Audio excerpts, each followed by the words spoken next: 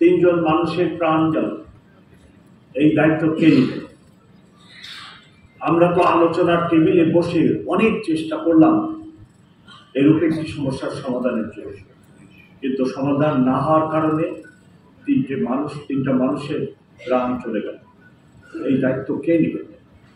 ইসলামে এগুলার কোনো সুযোগ আছে বলে তো আমরা মনে করি। আপনাদের সমস্যা থাকলে আপনারা টেবিলে বসে সমস্যার সমাধান করেন।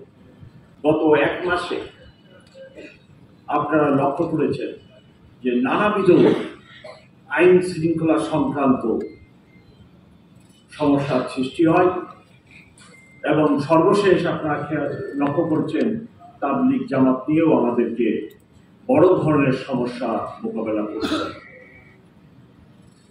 আপনাদের মধ্যে মতপার্থক্য থাকতে পারে, কিন্তু এই মতপার্থক্য সমাধানের জন্য কোনো মারামারি বা বিশৃঙ্খল পরিবেশ সৃষ্টি করা ঠিক নয়।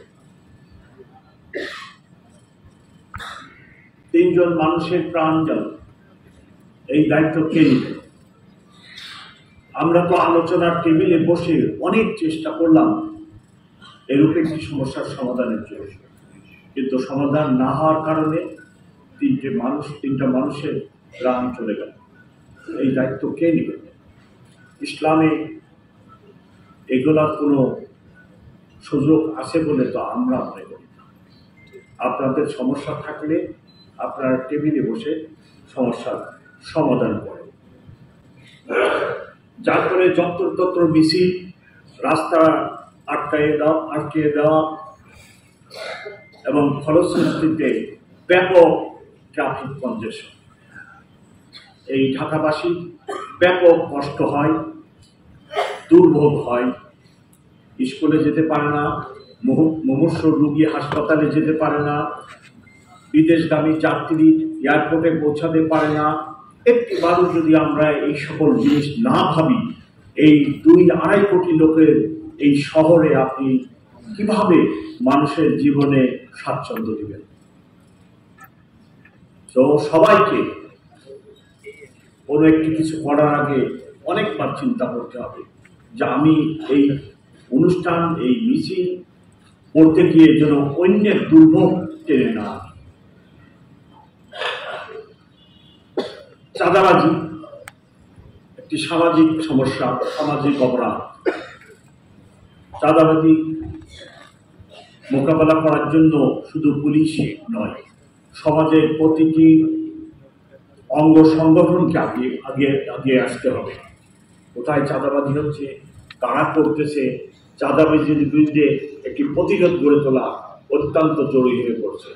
চাঁদাবাজির কারণে নিত্য পণ্যের দাম বৃদ্ধি পাচ্ছে এবং সেই কারণে সাধারণ মানুষ দুর্ভোগ পোহাচ্ছে। আমাদের সমাজের অধিকাংশ লোক মধ্যবিত্ত এবং নিম্ন মধ্যবিত্ত এবং গরিব। নিত্যপণ্যের দাম যদি চাঁদাবাজির কারণে বৃদ্ধি পায়, তাদের সংসার, তাদের আর্থিক কষ্ট হয়। তো চাঁদাবাজির বিরুদ্ধে সামাজিক প্রতিরোধ গড়ে তোলা অত্যন্ত জরুরি। চাঁদাবাজি ঠেকানোর জন্য আমার উপরে অনেক দায়িত্ব, আমার সহকর্মীদের উপরে অনেক দায়িত্ব। আমি চাঁদাবাজদের হালনাগাদ একটি লিস্ট তৈরি করছি এবং এই লিস্ট 1-2 দিনের মধ্যে সম্পন্ন হলে আমি চাঁদাবাজদের গ্রেফতারের জন্য, তাদের বিরুদ্ধে ব্যবস্থা গ্রহণের জন্য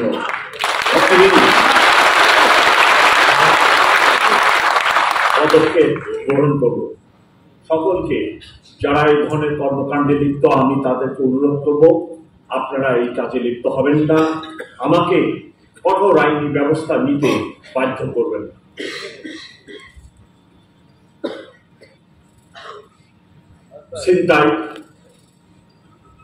ছিনতাই ইদানিং আমার কাছে যে রিপোর্ট, ছিনতাই অনেক বেড়ে গেছে এবং এই ছিনতাইয়ের ঘটনার মধ্যে অধিকাংশ ছিনতাই হচ্ছে মোবাইল ফোন ছিনতাই। বাসে যাত্রী বসে থাকে, পাশে থেকে এসে মোবাইল ফোনটা ছিনাই নিয়ে দৌড় দেয় এবং বিভিন্ন যাত্রীদের থেকে ছিনতাইকারীরা ছুরি দেখায় অথবা এইরূপ একটি মিছিল দিয়ে ভয় দেখায় শুধু মোবাইল ছিনতাই ব্যাপক।